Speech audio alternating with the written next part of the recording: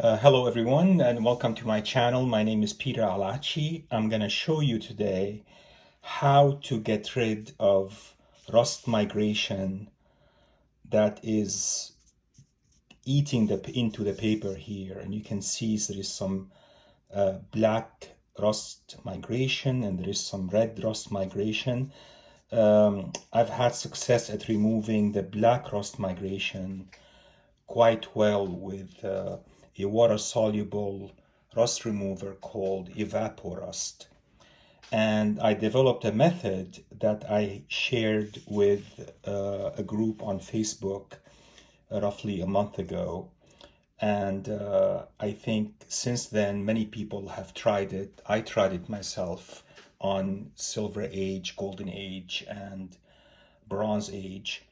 And it worked roughly the same thing. No color loss in the graphics on the interior pages.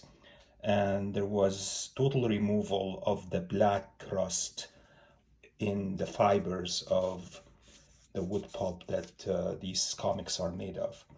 So the rust remover is called Evaporust. It's has a pH of about 6.5, so it's not too acidic, but it is acidic. And we're dealing here with pages that have been around for 70 years.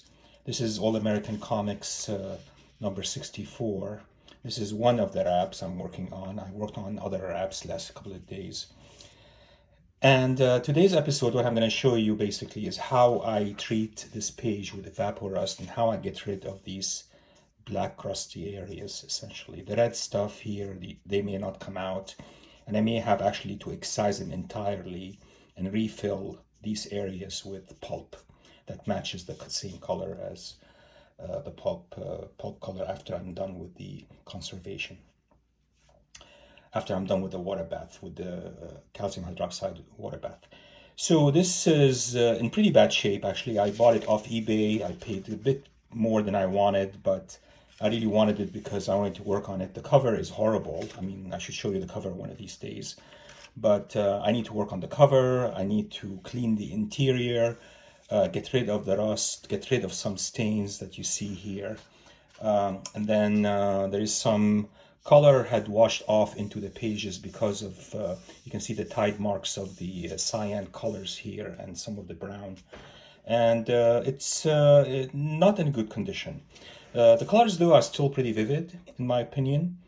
And so what I'm gonna do, guys, is I'm gonna start the video by saying that I'm gonna be wetting this with water first. And then what I'll do is I'll apply Evaporust with a brush first, and then I'll overlay these areas with paper towels that are saturated with the Evaporust. So bear with me for a second. I'm going to be wetting this now. And what I do is I wet it, let it sit for roughly 2 minutes. But since you guys are watching, I'm not going to do that. And I wet both sides, right? So we need to wet both sides to make sure it stays nice and flat. So I put the other Rimet on top and get it best I can, and then flip it over and wet the other side. And I'm only using water in this case. I'm not using any calcium hydroxide because I'm not really ready for its conservation. I want it to sit for 5 hours with water. It's going to be wet for at least 5 hours, right? And then it's going to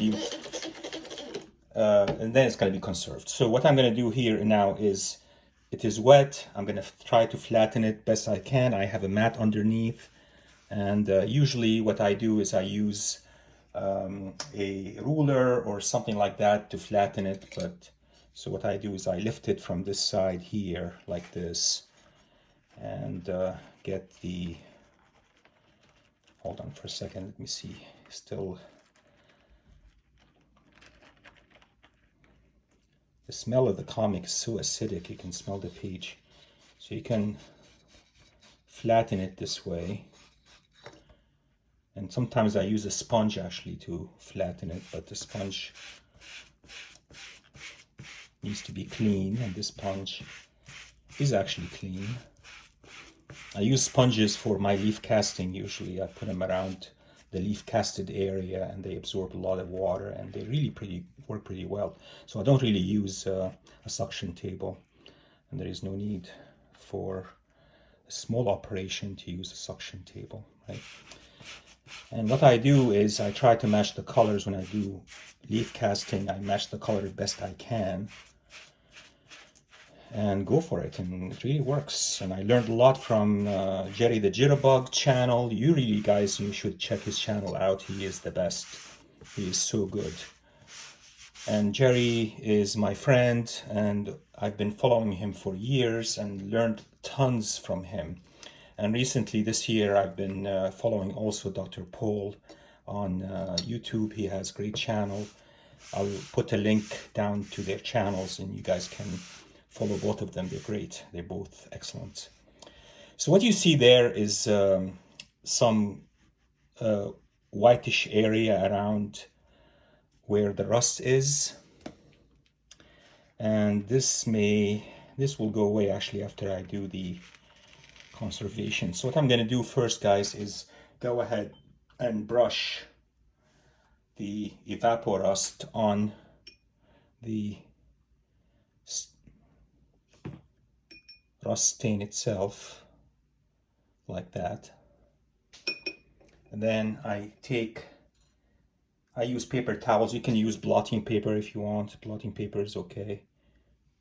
And you cover this rusty area with, and this rusty area with the paper towels, and you saturate them with Evapo-Rust. See that? So it's not difficult to do, definitely not. You have to have the right tools, of course. You need a good quality Rimet. I get mine from Talus, not Atlas, Talus. I get it sometimes from Museum Services also. So either Museum Services or Talus. I got a good deal from Dallas the other day, so I went with them. And now I'm going to flip it and do the same thing on the other side. So the same exact technique is going to be applied to these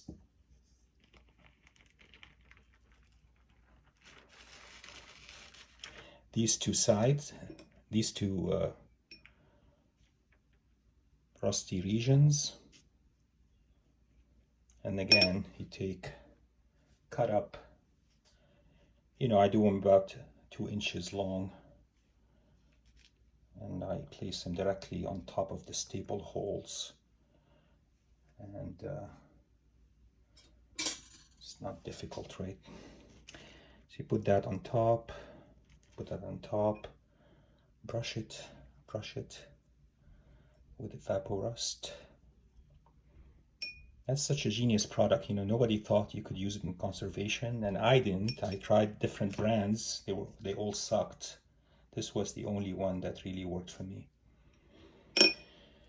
And I've been experimenting again with Golden Age, Silver Age, and Bronze Age, and they all work. I haven't tried Modern Age yet, Copper or Modern. And now the last thing you want to do is basically put a paper towel that is wet on the top. And I have one ready here, so I can just place it directly on the top, or you can just put a dry paper towel on the top, thusly. If it's dry, you just spray it with some water, and that will take care of it, right? And then what you do is you let it sit for anywhere between 4 hours and overnight. Reason why is because every book is a little bit different. Some books may need longer treatment, some books might need shorter treatment, depending on the extent of the damage. How much rust migration is there? How deep in color is it? Is it really black color, or is it really just slightly light? So you want to assess it every few hours, look at it and assess it, right? Only you can do these experiments. And I would also experiment with cheap books initially. Don't experiment on anything expensive, because if you do and you get color loss, then you're going to say, oh, geez, this is really a bad method. Well, it hasn't been tried fully. It's not a theory in science. It's just a hypothesis at this point. We're just experimenting.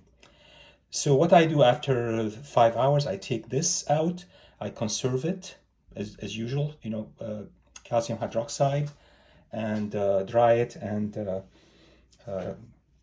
then put it to the side. So this is basically what I do. All the other steps, of course, you can watch them on Jerry's channel, on Dr. Paul's channel, and you certainly are welcome to check them out. They are some of the best people I know, or I am getting to know. So please do subscribe to their channels. So thank you for watching, and we'll see you on the next episode.